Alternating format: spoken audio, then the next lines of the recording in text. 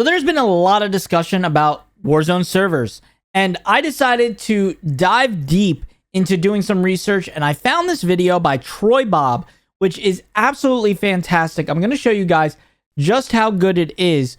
It is only at 18,000 views, but he only has 2,000 subs, and this video is taking off. So I decided, let's sit down and react to it, because it is one of the best pieces I've seen. I've only watched like the first minute. I had to rewind it so that I can bring it to you guys, because he does a great job at doing all the research, pulling everything together for us, and making it so digestible. So I want to watch this video with you guys. If you enjoy it, like and subscribe like I did to his channel. Hit that like button, hit that subscribe button on him. I'll leave a link in the description if you want to watch it without me talking. But we are going to be pausing the video and going through everything that we see and everything that we think while watching the video. So if you want that experience without me, I get it. Otherwise, let's dive in. I was in the middle of a game of Warzone where not a single one of my bullets registered during a gunfight. I was pretty unfazed by it because the servers had been laggy all night, the same way that they're laggy every single night. Yep. As I sat there contemplating my life's choices, and specifically the choice to continue playing this game, I couldn't help but ask myself, why is it that the Call of Duty servers suck so bad? And they do. They're literally insanely bad. I can't get through a game anymore without just being disappointed. When I shoot somebody and the shot looks like it's on their head, but for some reason it doesn't hit, or I'm using an AR and a bunch of my bullets just whiff, it's really frustrating. And as I like to do with most of the things that I have absolutely no control over, I decided to invest a significant amount of time and effort into finding the answer to that very question. Which is why I'm going to break down in this video exactly why it is Warzone servers suck so hard that they could probably suck a golf ball through a garden hose. Now, whoa, that's not the only thing that could suck a golf ball through a fire hose. Let me tell you, I got some, abilities lately. I've been, never mind. I'm not going to go there. Not only that, but I'm also going to compare and contrast some of the other servers that other first-person shooters use today. And I've even got some tips at the very end of the video on how it is that you can actually use the horrific servers to your advantage. Ooh, okay, let's hear it, Troy. The root of the issue and the most impactful factor when it comes to your in-game experience and the server skill-based matchmaking is going to be the server's tick rate. Oh, there are other factors that come into play with how your game feels, such as your own connection and various other things. But above all else, tick rate is going to be the #1 factor on how it... Which... I don't know if you guys know about tick rate. I kind of didn't even think about it for a second, but when it comes to tick rate, Call of Duty's multiplayer has I think it's a 40 tick rate, which isn't even 60 frames, right? On console, if you want to say this is a console game, that's fine, but you should expect it to have a 60 hertz tick rate, which means every frame that you're shooting, the server's receiving that information at 60 frames and spitting that out to the server hey, he's shooting during these frames. We don't even have that in multiplayer. In Warzone, it's even worse. It's 20, which means if you're on a high-end computer, it absolutely chalks you. And I know for a fact in Apex Legends, you'll get things like super bullets because of that. And I think it happens in COD too, but we'll see. It is servers impact the game itself. To put it into its simplest terms, tick rate is just the number of times a game server updates the state of the game per second. And as far as Warzone goes, they use 20 tick servers. You may be thinking to yourself, holy shit, the game updates 20 times in a single second? That has to be good, right? Nope. Not at all, actually. Many of today's first-person shooters use a 60 tick rate or above. So Warzone servers are effectively updating at 1/3 that rate. Tick rate, which is horrible, because Call of Duty is the #1 selling game on PlayStation, Xbox, and it's up there on Steam. I don't even know the numbers on Battle.net, but obviously, Battle.net's its own thing. It's got to be its #1. So that just goes to show how much money they're not investing because they just want to cut corners. Rate is most responsible for making sure that what you see on your screen in-game is actually happening in the game and being portrayed accurately. To get even more specific, things like hit registration, movement responsiveness, and the overall gameplay fluidity all correlate with the game's tick rate. And as you probably already guessed at this point, the more frequently a server updates, aka the higher the tick rate, the smoother and more accurate a game will feel to the user. Which is why a slower tick rate of 20 is so concerning. It's so bad. In any first-person shooter, things are happening at an extremely fast pace, and in a battle royale, those same things are all happening all with dozens of other players on the map, all strafing, shooting, looting, and doing all these things at the same time. With so much going on in fractions of a second, it would only make sense that you'd want data to be transferred to and from the server more often rather than less. A server with a lower tick rate that's updating less leaves a lot more chances for desync, which could cause delays in what you see and what's actually happening. On top, that's why we have things like peeker's advantage. When people like jump a corner, right?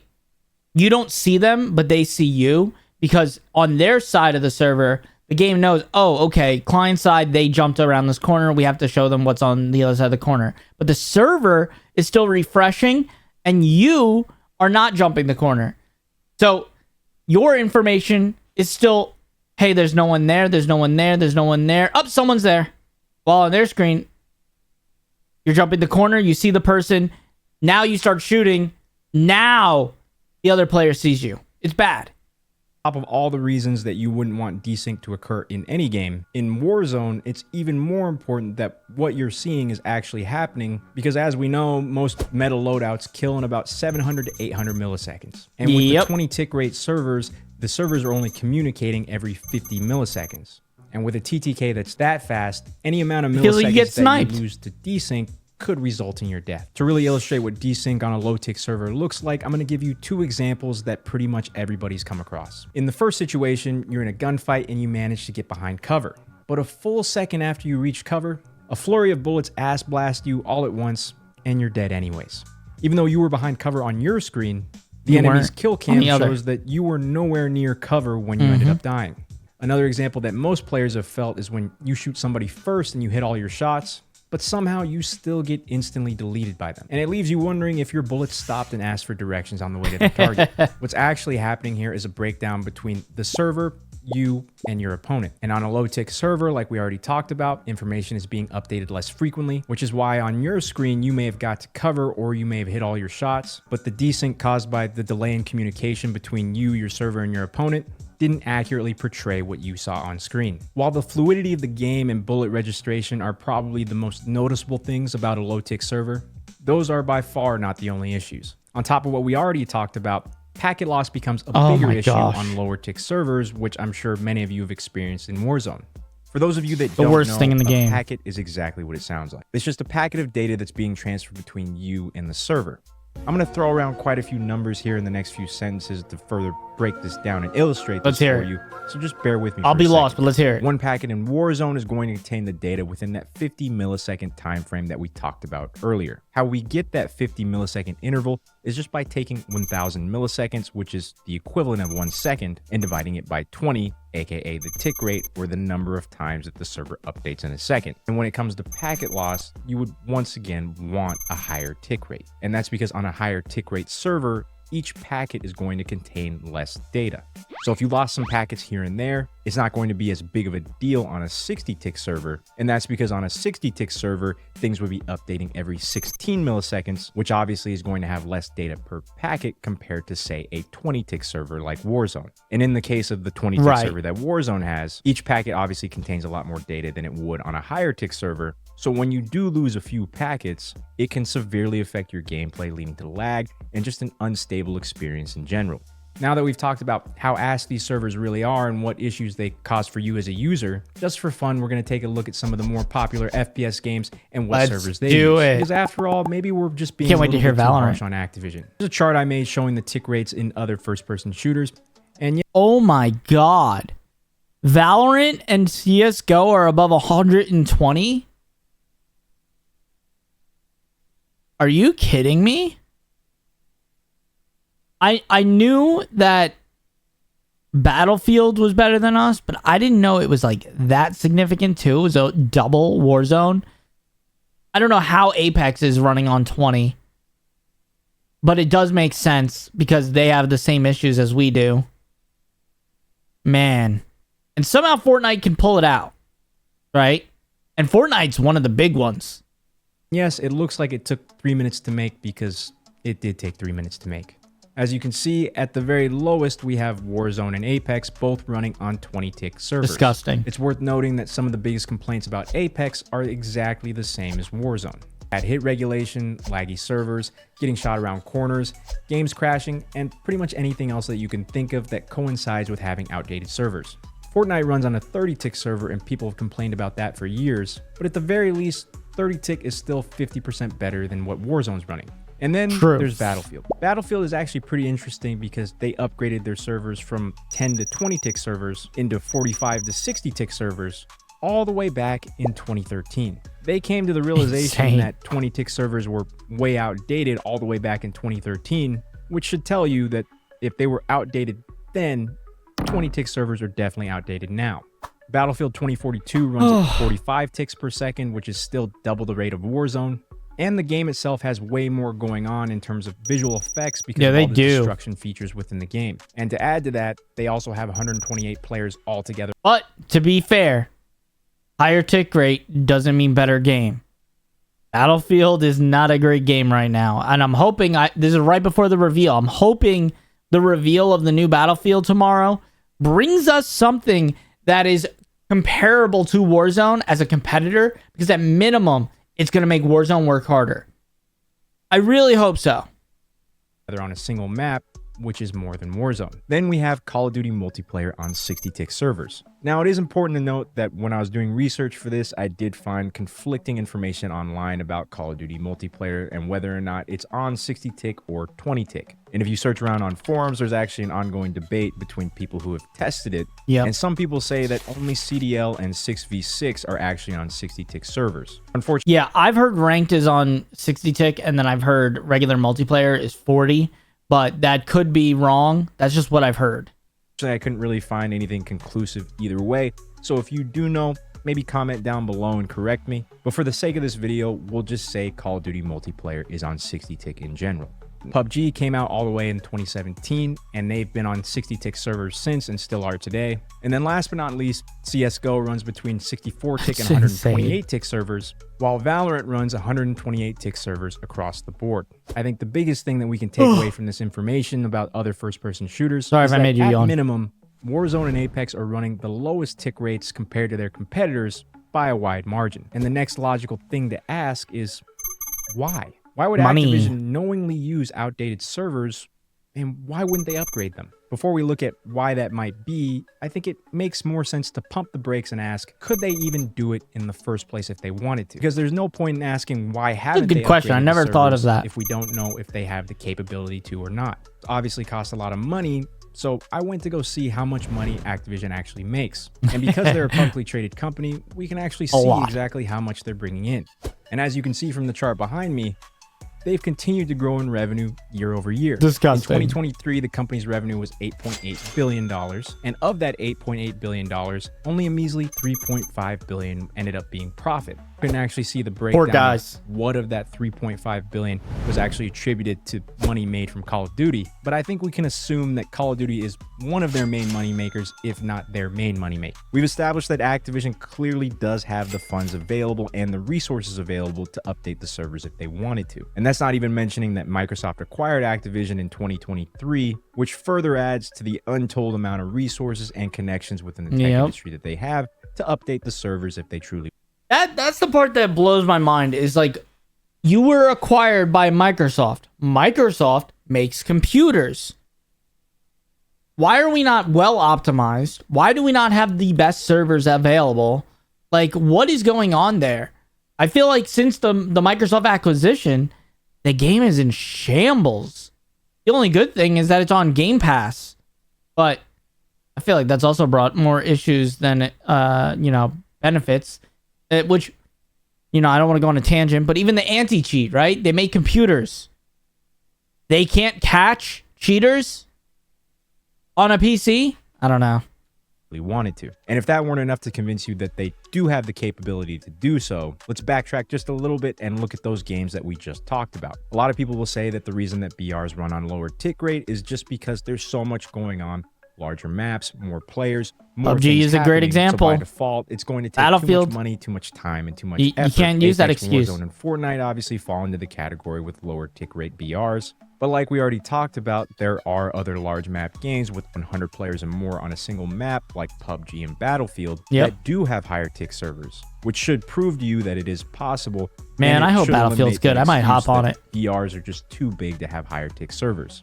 Before we get back to that question of why haven't they, let's make one more pit stop and ask, should they upgrade the servers? And while this is just strictly my opinion, I think anybody who's played the game recently in its current game state would agree with me and say that, yes, they absolutely should update the servers. People have complained about Call of Duty servers for well over a decade now. And for Warzone specifically, people have also been complaining about the servers in Warzone since Warzone 1. It's not even just the server itself being an issue. It's the skill-based matchmaking, because they lie to us and say ping is king. Like they put out the white papers and everything else saying that is why the game runs the way it does and yada yada. But it's been clear that we're not priority, because if I hop onto Black Ops 3 right now and search for a game of TDM, I get a game so fast. If I do the same thing on Black Ops 6, I do not get a game for literally sometimes 10 to 15 minutes. There's other times it's fast, but there's lots of players on that are at my skill level. And my ping is always like 50 to 60. It's never a good ping. So that just adds to, like, you know, them spitting on us with bad servers. From the day Warzone came out until now, there's been periods where the servers felt better or worse. But overall, I'd say that the servers are in one of the worst places that we've ever seen. Yeah, I've heard streamers talk about it, and I'm sure you've experienced it yourself. But every single day when it gets to around 5 p.m. Eastern, the servers can sometimes get to a point where the game is almost unplayable. You'll get into a lobby, and then there'll be random spikes of ping, or worse, random spikes of packet loss. Or even worse than that, your character will start doing his best Goku impression and instant transmissioning across the map until your lobby eventually crashes completely. So once again, just want to reiterate, strictly just my opinion, but I do think that they should absolutely update the servers, especially with Black Ops 6 coming out, a game that's going to have even more movement than we already have, which means the importance on responsive gameplay and accurate bullet regulation is going to become more important than it ever has been. And obviously this video is a little older, right? It came out during Modern Warfare 3, and we're in Black Ops 6 now, and we've seen that this is more of an issue now more than ever. That Omni movement has sped up the game's pace, and because of that, the refresh rate can't keep up. So people are literally teleporting sometimes on your screen and killing you, but on their screen they're moving fine. And that's just because the Omni movement is so fast, which I don't think we need to slow down the movement. I think that's fine. It's speed up the servers. No tech genius, and I have no idea what's going to actually have to go into updating the servers that they currently have. And I know it's not as simple as just flipping a switch and saying, make the servers better. No, they're going to need all new servers. But with that being said, having servers that were outdated in 2010 in 2024 seems like a pretty good justification to just maybe think about doing something. I miss server browsing. On whether or not Activision has the capability to update the servers, and we've knocked out the question on whether or not they should. So now we're finally left with the question of why haven't they? Like many of you, I do think that the reason that they haven't upgraded the servers is just purely because they don't have to. Activision is a publicly traded company, and they obviously want to continue to grow in revenue and profit, which in turn will of course encourage more investors to keep investing into the company. With the way things are right now, they just have no reason to change. They're raking in money hand over fist year over year and making record profit every single year. New servers are going to take a lot of resources and obviously a lot of money. So why would they even think about doing it when the player base itself has shown that they don't care? They're going to continue buying skins and buying new games. Now, unfortunately, I don't think any of that is going to change anytime soon. Well, to be fair, because the player base is like so mad now, this is the most we've seen of players just leaving. Like, not buying bundles, not buying the Black Cell, not buying the Battle Pass, and leaving. Playing other games like Marvel or single players like games like Spider-Man or Wukong. They're all leaving. And that's got to be hurting their wallet. We see it on Steam. We see the trend. We obviously can't see the trends on PlayStation and Black Ops and and Xbox, but Black Ops 6 as a whole is losing players. It's bleeding players. And you have to believe trends exist on other things. My own brother called me, and he's very casual. He plays Call of Duty only, and he's playing Marvel Rivals. And he plays once in a while. Now, I'm not saying my brother is the perfect comparison, but he is a casual player, and I think it's a good example that him and his friends are all playing Marvel Rivals instead of COD because they don't like how COD feels right now. Just saying. Leading into Black Ops 6. But what I will say is that if Activision doesn't do something, I can almost guarantee that another game is going to come along and try and take what they have. Battlefield. It may not be tomorrow. It may not even be in 10 years. It may be tomorrow. But I don't think that the way that they treat their player base is sustainable at all. And this is coming from someone who absolutely loves Call of Duty and has played nearly every MW19 single though game that they is put different. out for the last It's 15 different. years. Public backlash and dollar signs seem to be the only thing that they care about. So until that backlash does get so bad that it affects the bottom line, or some competitor does come in and starts to take their market share, I think the unfortunate reality is that we're probably stuck with what we've got. But that's not going to stop me from making videos like these, where I bitch about things in hopes that maybe someone from Activision will notice. Now, Facts. And what's crazy to me, right, and not to go on too much of a side tangent, right, but I saw MW19, so I had to mention it. I saw a great video from Hunter TV the other day, which, shout out to Hunter. He's a fucking great content creator. But he was talking about how MW19 right now is unplayable. Every lobby is kids cheating, max rage hacking, all unlocked tools, like everything on it. And the big problem with it, obviously besides the fact that they're cheating, is that the game is still being sold on Steam and Battle.net for $60 when the experience is unplayable. If you were like me and you're just like, oh, I want to go back and play it, and you maybe played it on console like me, and you want to buy it now on PC, you can't play the game without running into hackers. It's so bad. They just kick you offline. Same with Cold War. Same with Vanguard. I mean, these games are only a few years old. I know that MW19 is, coming up on now 6 years old, but that game was monumental. It was a game changer for Call of Duty. And it might not be the best COD in most of our eyes, but it definitely was a game changer. And so sometimes people like to reflect and go back. You can't. You would waste your money, and there's no refunds once you play a certain amount of time. So you might say, hey, I got a cheater. Whatever, next game. Oh, I got a cheater. Next game. Damn, that's 3 games in a row I got cheaters. I'm refunding this. Too late. Sorry, you played 45 minutes. That's rough. if you're still here watching this video, at the very start of the video, I did promise you ways that you could potentially exploit these shitty servers to your advantage. Ooh, and that's let's see. exactly what we're going to I'm cover curious right now. But just before I get to that, I wanted to take just a second to say thank you everybody who's made it this far for watching the video, and you know what? And being here for this third video. Notifications on, brother. If you're feeling generous enough to leave a like, comment, Done. and subscribe, Didn't comment. really does help in my fight. Let's leave a comment real quick. And if you guys are watching the video, you guys make sure you go and like the comment.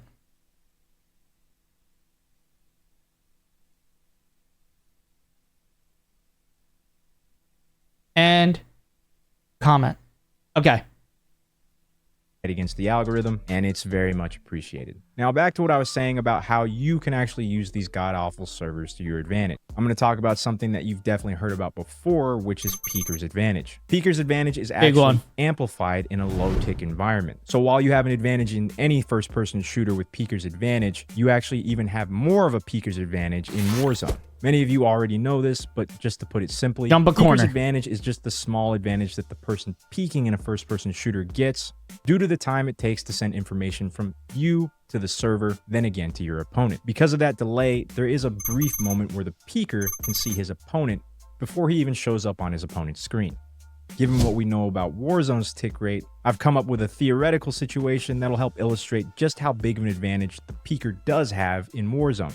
Obviously, we know now on a 20-tick server, the server only updates every 50 milliseconds. So if your ping is around 30 and your opponent's ping is around 30, that means that there's going to be a combined delay just from connection of 60 milliseconds when you add the two together.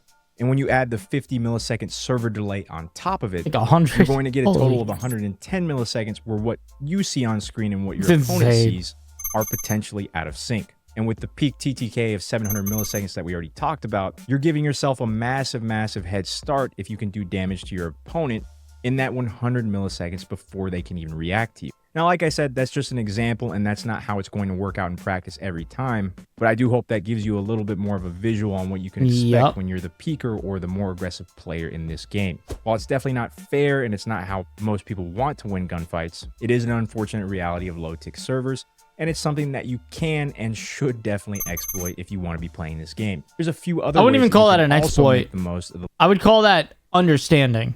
An exploit would be somehow cheating it.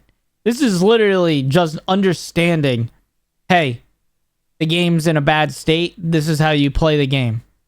low-tick servers. We already touched on it a little bit, but obviously number one would be play aggressive and use peeker's advantage to the fullest extent. Always use corners and cover to your advantage. Yep. And if you have no idea where to start or how to be more aggressive, Good I did tips. post a video previously on how to do just that, which I'll link somewhere up here.